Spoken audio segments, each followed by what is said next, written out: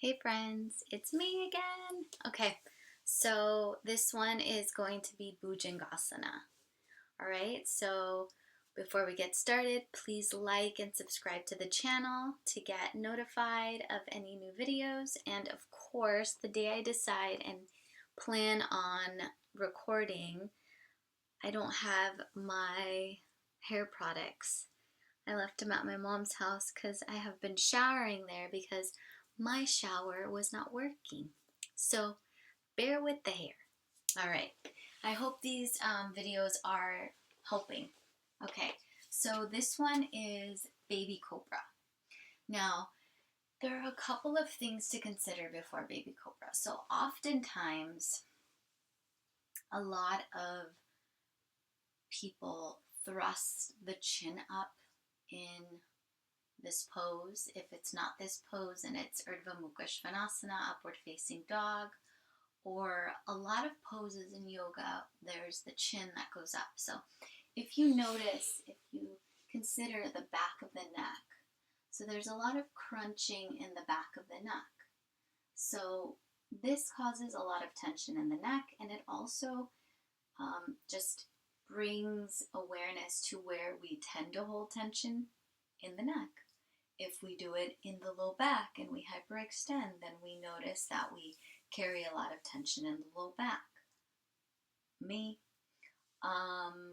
So the low back and the neck are the helper muscles. They're the ones that are like, I could do it.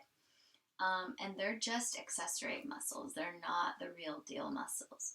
So rather than thrusting your chin up, you're going to keep a slight chin lock. So imagine like there's a tennis ball in between your chin and your chest, and it's called a Jalandhara Bandha. So there's 3 bandhas in the body.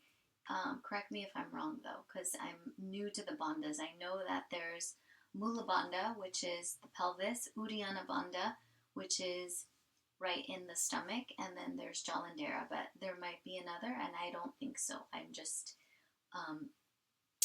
saying that little caveat just so if someone is like, no, you're wrong, I'm fine with being wrong. Okay. Anyway, so we want to create a slight chin lock, keeping the chin down towards the chest when we come up. We're going to come up into baby cobra Bhujangasana, but that doesn't mean we're not using the core. My previous videos talk a lot about core in upward facing dog, and the core never goes away in yoga, and that's something that we don't often hear, but we need to, because that will take away a lot of injury in the low back. So let's get started, and we will lay on our backs. Now we've just come down from modified chaturanga, or whatever pose that you just did, and you continue to spread the fingers and you push the palms down and you keep your elbows towards the body. So sometimes your elbows like to hang out, but we want them to go in. Now, the tops of the feet press down, and as the tops of the feet press down, then you engage the thighs. So the thighs start to lift. Then you start to engage the core, so pubic bone to navel. With your hands pressing down, inhale, lift your chest, keep the core engaged, and then inhale, you slightly lift the chest. Exhale, you lower. Inhale, lift. Exhale, lower. Notice my chin.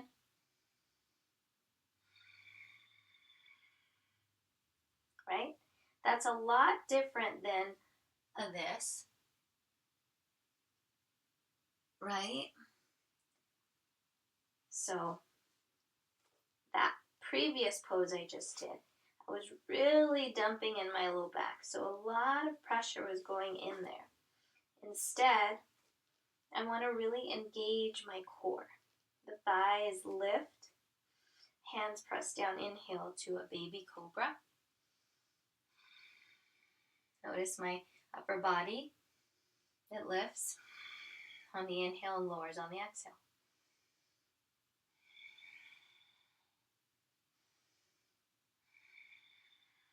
And release the forehead down. We can relax the body.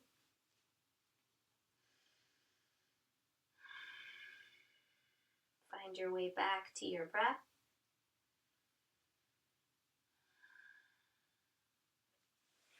We're going to come up safely, curling the toes under, pressing the knees down, engaging the core, and lifting the hips off of the mat.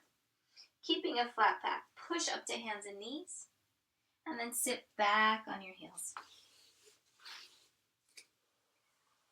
Wonderful. That was the video. So I like to keep it short and sweet. But if ever you have any questions, please leave them in the comments. Write down any feedback, anything you liked, anything that you would like to see. And yeah, I'll see you for the next tutorials. I believe I want to do Sphinx and then chair pose. So let me know. Bye guys. Thanks.